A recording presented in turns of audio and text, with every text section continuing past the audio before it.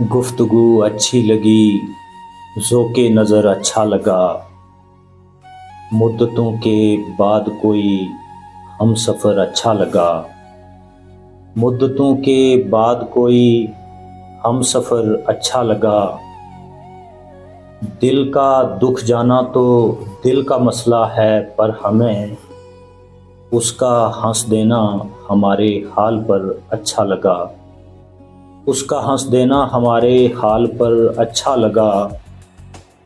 ہر طرح کی بے سر و سامانیوں کے باوجود آج وہ آیا تو مجھ کو اپنا گھر اچھا لگا، آج وہ آیا تو مجھ کو اپنا گھر اچھا لگا۔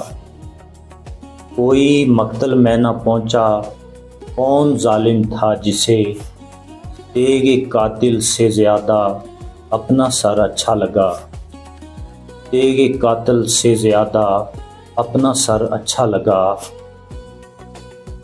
ہم بھی قائل ہیں وفا میں استواری کے، مگر کوئی پوچھے کون کس کو عمر بھر اچھا لگا، کوئی پوچھے کون کس کو عمر بھر اچھا لگا۔ شکریہ۔